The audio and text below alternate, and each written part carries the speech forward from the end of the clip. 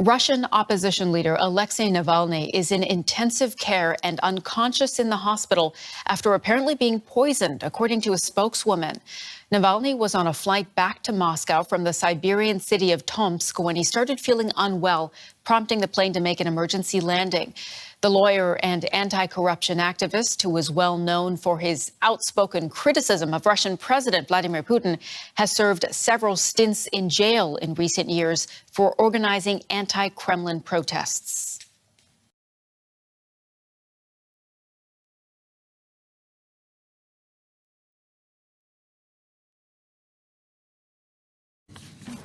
Neither free nor fair.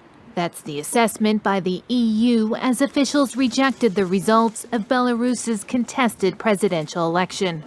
During an emergency summit, the bloc announced its firm support for Belarus's protesters as it steps up the pressure on President Alexander Lukashenko.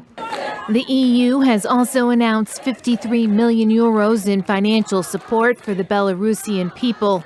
Close ally Russia says there's no need for mediation as it blasts foreign interference in Belarus, calling it unacceptable.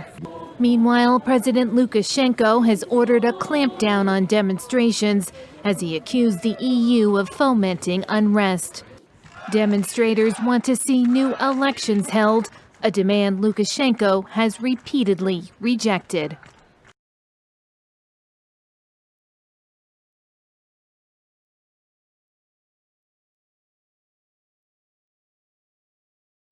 Let's turn to Mali now. The United Nations Security Council has condemned yesterday's coup there, urging the soldiers involved to return to their barracks without delay. But the soldiers who ousted President Ibrahim Boubacar Keïta say, in fact, they plan to set up a civilian transitional government and hold new elections. It all appears to have started with a mutiny at Kati military base, which is about 15 kilometers from Bamako. There were reports of soldiers firing in the air and blocking roads leading to the capital. We think it was led by this man, Colonel Malik Dior. He was deputy head of the Kati camp. We think he had the support of another commander, General Sadio Kamara. It's been reported both had recently returned from training in Russia. This is another of the men we think led the coup. This general is in fact the director of a peacekeeping institution.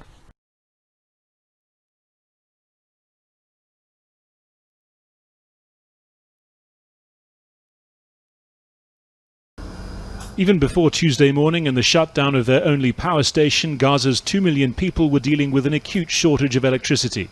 The maximum capacity was a little more than a third of the 500 megawatt demand, and now the shortfall has got worse. Stopping the fuel supply means losing the 63 megawatts that the Gaza power station produces, which means losing a third of the power we have. The previous timetable was 6 hours on and 10 hours off. Now we can provide 3 to 4 hours only. Israel stopped delivery of the diesel fuel to generate the electricity last week as part of its latest round of tensions with Hamas, Gaza's ruling faction. Hamas has resumed its tactic of launching balloons carrying incendiary and explosive materials into Israeli territory. There have also been what it calls night disturbances along the border fence and rocket launches into Israel.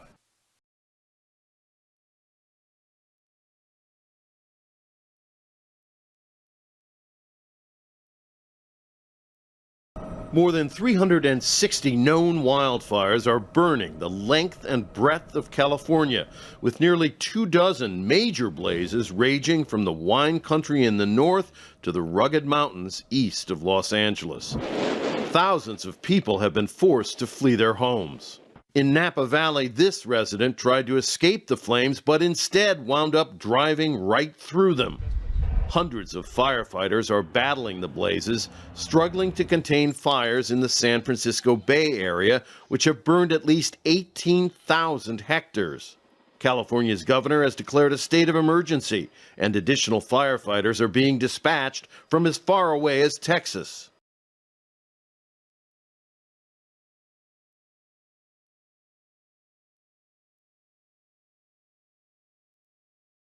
The U.S. military estimates that North Korea owns up to 60 nuclear bombs, a figure which could increase to 100 before the year is up. Washington reportedly has reasons to believe the regime has also the third largest stockpile of chemical weapons in the world. The U.S. believes that North Korea owns up to 60 nuclear bombs and the world's third largest stockpile of chemical weapons.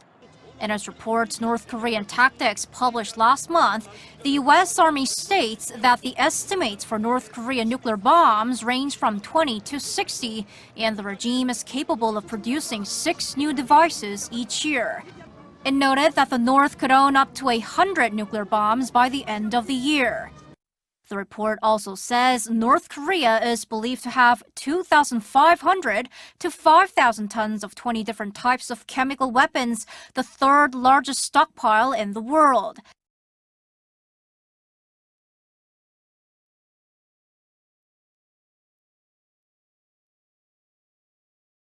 Well, Goodyear is basically playing defense right now because of the controversy, because of the criticism about a document that supposedly came from the company in one of its diversity training sessions, and it's being labeled as discriminatory. So there's basically a photo going around on social media, and it's got this slide that supposedly came from a meeting, and it says acceptable and not acceptable when it comes to the zero tolerance policy of the company. So on the acceptable side, it lists Black Lives Matter, as well as lesbian, gay, bisexual, and transgender pride. On the unacceptable side, there's Blue Lives Matter, All Lives Matter, MAGA attire, political affiliated slogans, or material. So the gripe from some of the employees and also from others now as this circulates is, why are certain forms of expression allowed but others aren't? You could actually argue that Black Lives Matter does assert a political agenda.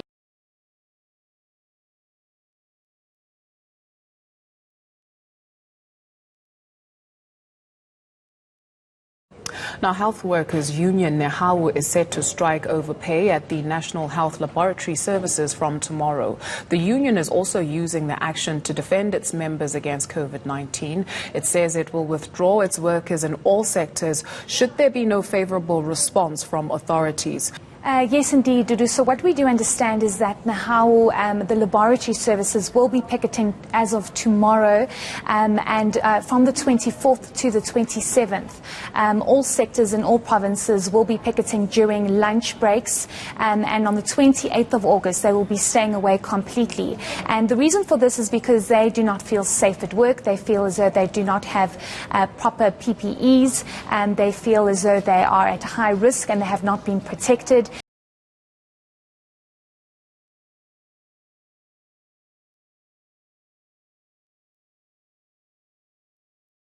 Every day, an average of 7 children go missing in Mexico, and that rate of daily child abductions has almost doubled in the last 2 years. We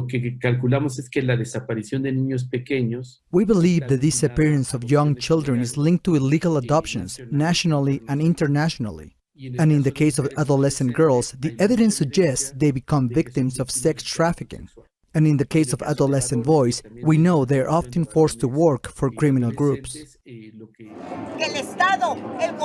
According to the latest national statistics, more than 73,000 people are listed as missing across Mexico. And just as forced disappearances have seen an exponential growth in recent years, so have protests calling for accountability.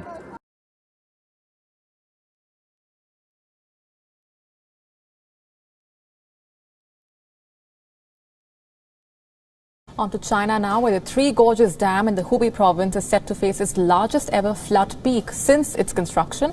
Floods in Yangtze River putting pressure on China's largest dam, forcing it to open 10 discharging outlets to ease the flood control pressure. This is the first time since 2003 that the giant dam's floodgates were opened due to massive inflow and flooding in the upper reaches of the river, recording high river levels expected on Thursday morning when inflow rate of 75,000 cubic meters per second, the highest since its construction. Southern China has been lashed by weeks of heavy downpour, and dozens of people have either lost their lives or are still missing as a result. The flood situation is now posing threat to UNESCO World Heritage Sites of the Jiazigu National Park and the Leshan Giant Buddha. Both these sites have been closed off to the public.